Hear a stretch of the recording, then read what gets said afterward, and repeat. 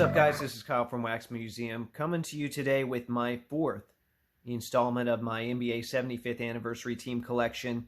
And you probably noticed by now that I am doing this in alphabetical order. Sometimes that means that certain weeks will be stacked, like last week's episode. Other times that means that episodes might be a little bit thin, which I would consider this one to be a little bit thin. However, I do have a Curry stack here for the end. I'll save it for the end, even though he's not last alphabetically in this group. I feel like that would be appropriate, that he's our main event. So we're going to go ahead and start here with Billy Cunningham. Now, a little bit about Billy Cunningham. He's one of those guys that made this list that doesn't really receive a lot of attention. In fact, the little coverage I saw of him from the anniversary ceremony was him introducing himself to some of the younger players behind the scenes, and they didn't know who he was. But, it turns out he was a big part of the 1967 Philadelphia team that won 68 games and is widely considered as one of the best teams of all time. And, a lot of people, of course, like to say that all of that success was due to Wilt Chamberlain, which, yeah, obviously he played a huge role, but, Billy Cunningham and then later on Hal Greer, who I'll talk about in another episode, were a big part of that as well. Now, Cunningham's playing career was relatively short, but his contributions to the game didn't stop there, because he became the Sixers head coach at the age of 34, where they went to a few finals, and they won one in 1983, and then he retired a couple years later at the age of 42. So he accomplished a lot in the basketball world in a pretty short amount of time, and unfortunately a time when their cards weren't that big of a deal either. So with that being said, he's been in a surprising amount of legend sets and insert sets after the fact, including some of the autograph sets. I don't have any of those cards of him, but I do have a couple here that I want to show off. First off, I've got his 1969 Topps rookie, which is not a mint copy necessarily, but I'm happy to have it nonetheless. Not a super pricey card, but he's one of the 75 greats, and that 69 set is loaded with rookie cards of those 75 great players. And then, of course, you guys know that I completed the 72 Topps set signed. So this is my Cunningham base card from that. And you'll notice the team name was the Cougars, which some of you might be wondering, well, who were the Cougars? Well, they were a regional team in the ABA. So this was the second year that the ABA was included in a Topps set. Kind of strange to have the NBA and the ABA in the same set, two rival leagues, right? But they were a regional team in the Carolinas. I think they played in Greensboro and Charlotte, and I think there was one other spot too that I can't think of at the moment. But he hopped there for a few years and eventually hopped back to the NBA. But that's my Billy Cunningham stuff here. All right, next up, like I said, we're going to skip Steph Curry, and we're going to move on to Anthony Davis. Now, this is a player that you're very familiar with, or I'm guessing you are. He is an 8-time All-Star. He's an NBA champ. He's got an impressive resume overall, although truth be told, I look back, I included him in my list, and he was on the bubble. I kind of regret that I included him there, but I did nonetheless, and the NBA did too, so I can't change that, so I'm going to talk about him. I think, especially in my case, future stats might have been factored in a little bit. He's been hurt a lot lately, and it's really a shame because he had some dominant seasons in New Orleans where it looked like nobody was going to be able to stop this guy. But, I thought having him and LeBron on the same team would always keep the Lakers in contention. Who knows, maybe they will be when he's healthy. At least they did get one ring together, though. Now, I am, when it comes to the cards, I am embarrassed by my absolute lack of Anthony Davis cards. I tried to think, I dug and I dug. Surely I have more Anthony Davis cards in my PC. I pulled a rookie auto of his back out of a Panini, when they had the Panini, did a hobby box at Target, believe it or not. But sold that, actually sold it, and the buyer was Brian Gray on eBay, so it ended up in some Leaf repack, and haven't picked up any patches, or kept any patches. I picked some up here and there, but this is it. This is all I've got in my PC of Anthony Davis right now. It's not even one of the better rookies of 2012. It's a Hoops rookie, but anyway, I actually really like this set, so I like having that represented in the collection. But a little bit ashamed, and eventually I will pick up a nice patch for him to add to that PC. All right, next up, we've got Dave DeBusschere, and his resume looks a lot different than most of his contemporaries. he actually started out as more of a baseball guy.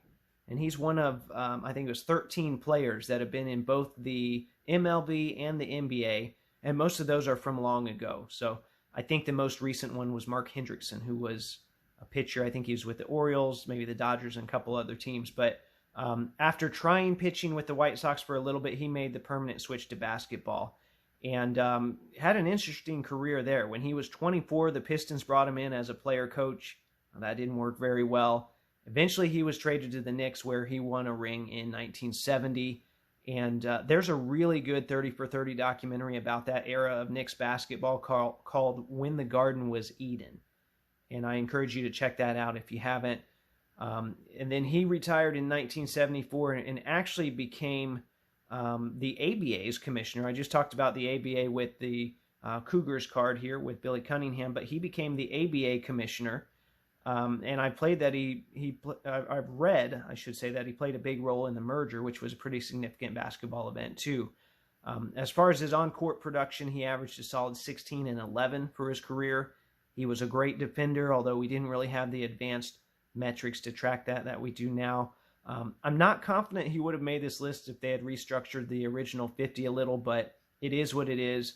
He was still a very good player and contributed to a great era of Knicks basketball. So it's only appropriate then. I've got a few Knicks cards here to show you. The first one is that 1969 Topps rookie card. Interesting note here, you'll notice that his jersey's on backwards. So that, it's kind of strange to see that. People think, well, was he being goofy or what was going on there? And you'll see that with a lot of other cards too, like the 72 Wilt Chamberlain is popular for that. Basically the consensus is that there were different deals with the Players Association and with the teams, and Topps was able to show some team names and other team names they were not. So you'll notice here, it doesn't say Knicks anywhere on here. It just says New York, and it just has DeBusschere's last name. So you do see Knicks in kind of the write-up back there, but as far as you won't see any logos, you won't see any font. That was trademarked by the Knicks on there. Which is kind of why I wanted Topps, even before Fanatics bought them. I wanted Topps to do a heritage set where they could just have modern guys wearing their uniforms backwards. I thought it would have been a good way for them to capitalize on their intellectual property, but didn't see that happen, and who knows, maybe Fanatics will try that out anyway. But that's a 69 Topps DeBusschere. And then, of course, we got a 72 DeBusschere here, which he had a really nice autograph. This one's in ballpoint, which I do like getting the vintage card signed in ballpoint, although I usually use Sharpie myself. Let's see if I can get that to focus in here. There we go. Nice looking signature. And then he made it in one of Upper Deck's very early relic sets, especially one of their early Legend relic sets, legendary jerseys. That's the only relic card that he's got. And then he unfortunately had a heart attack in 2003 and passed away at a pretty young age. So we don't have a lot of real nice cards for him, but there are a few things out there, and he is in a few of the Legends auto sets that took place before 2003. So you might want to keep an eye out for one of those if you want to add one of him to your PC. Okay, next up, I've got Clyde, the Glide Drexler. You guys know, some about him already probably. 10-time All-Star, NBA champ with the Rockets in 95. Coincidentally, it was around 95 that I started watching the game, but, I didn't really fully appreciate what I was seeing then. And Clyde played 15 seasons in the league, and he was one of those All-Stars in the West that me, personally, I can't speak for everyone, that personally I never paid much attention to, maybe except for when Barkley went to the Rockets, and that really didn't work out. Maybe I projected some of that on Clyde too. And then it also doesn't help that a lot of the narratives we've had about him since then have revolved around Michael Jordan, including the Last Dance documentary. So, I think I owe it to Clyde sometime this summer to do a deep dive on his career. I was looking at his numbers this week, and I noticed that he had at least 3 seasons where he averaged over 25 points per game, and then he averaged over 20 for his career. Never really tapered off that much. He was an excellent rebounding guard. There was his rookie season where people were critical of him, where, they said he was undisciplined on the court, but he got over that. Even his last few seasons were just a couple points under his career average. So he retired at the age of 35 so he could go coach in college. And, from what I've read, it looks like he might have had another couple years in him, but for whatever reason just decided he wanted to move on to that college coaching gig. And much like Anthony Davis, I dug and I dug and I dug, and there are tons of Drexler patches out there. None in my collection. I've been meaning to add one, but they're always there, so I think I took them for granted. In fact, I pulled this out of my show inventory, which I might end up putting this in my PC. But this is a 93, 94 finest refractor. These things are just stunning in person. Now, they don't say refractor on the back. So I know a lot of people, when they get a base card in hand, they'll say, well, is this a refractor or not? I can't tell. If you got one, you'll know, because they really stand out. In fact, I should have had a base card here to show you the difference. Unfortunately, I don't. Hopefully, I'll try that in the future. But if you got one, they will stand out. You will know it for sure. So this is the only Drexler that I've really got of significance. And like I said, it was actually in my show inventory. So might not have it in the long run, but I've got it for right now. All right, let's move on to the main event here. The main guy that you're here for, which is probably, I'm guessing, is Steph Curry. You're very familiar with him. I don't have to run through everything here. You know he's a three-time MVP. You know he's a three-time champ, two-time MVP. We're so used to Steph dominating now that I think we forget just how much of an underdog story that this guy was. And that's really what his legacy should be. He changed the way the NBA is played. And I know there are some people that have been critical of that and said, well, it just causes young people to shoot now. But he's gotten so many people interested in the game and so many people feeling like they can contribute to the game. Maybe they won't have, spectacular dunks, but everyone can develop a shot. So he's been pretty inspiring. His game is so much more than that too. And I just say this, enjoy him for what he is. And if you haven't figured it out yet, I've enjoyed watching him a lot. I spent a lot of time watching him.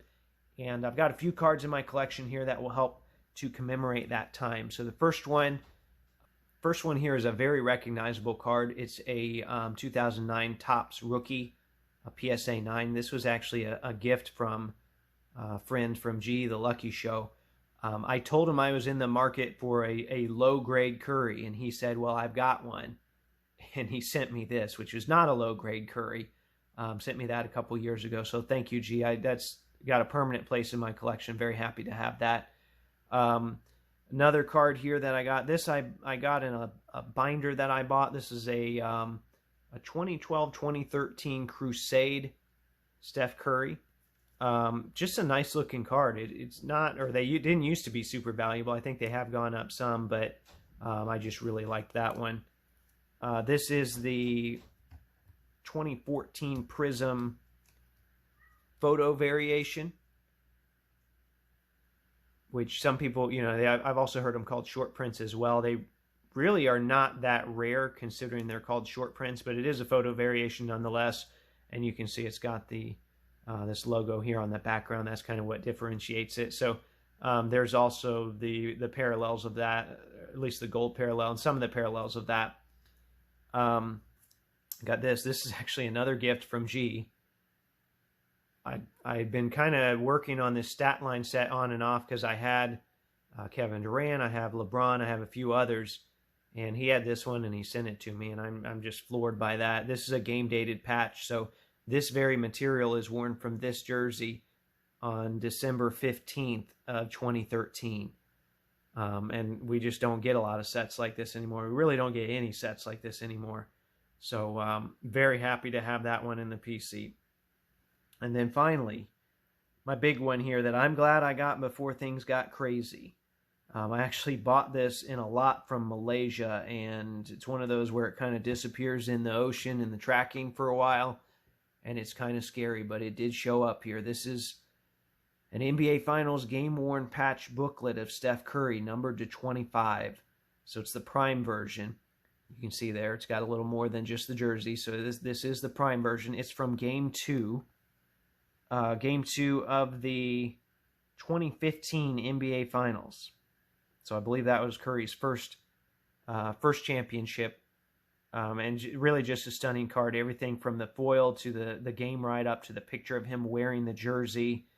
The numbering, oh, by the way, it's 1 out of 25. I forgot about that. It's 1 out of 25. Also, another thing I like, and I got to be real careful here. This is an acetate surface. It is just a stunning card. Just a great looking card. And that one's never leaving the PC. This is one of those, it's like a little piece that belongs in a museum, in my opinion.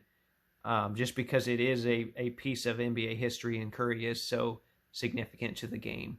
And I don't want to try and overstate what this card is. It's just that's what it means to me. Buy what you like, buy what you think is meaningful. But I think this is just an incredibly significant piece. And like I said, I'm not moving it anyway. I'm trying to hold on to this one. So I could go on and on about that card, but I'll just show you and I'll let the card do the talking. Anyway, there you have it. Thanks for watching installment number 4. Remember, there are new episodes of the podcast that come out every Thursday, and then new episodes of this series will be on the YouTube channel every Friday. Thanks for watching.